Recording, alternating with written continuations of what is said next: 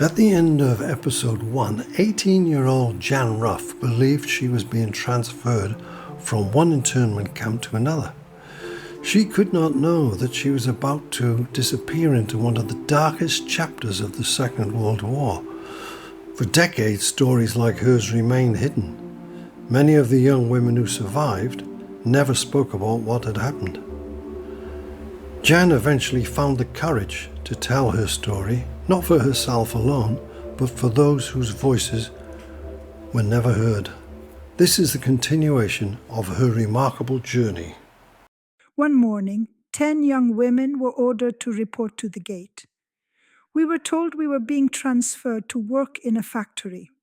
We were not told what kind of factory. Japanese officers inspected us.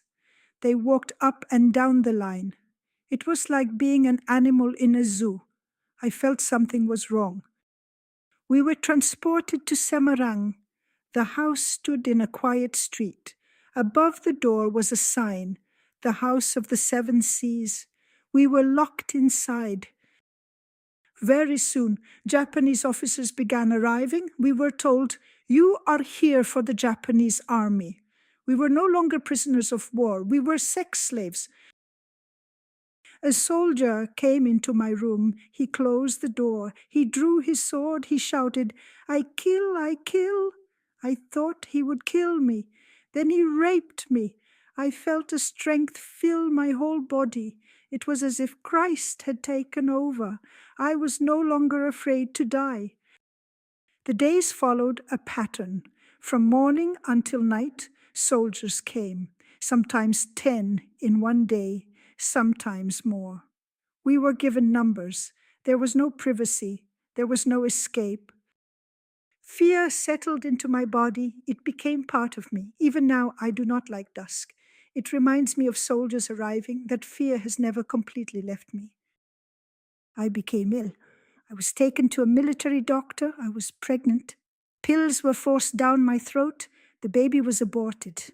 No comfort was offered. We were warned.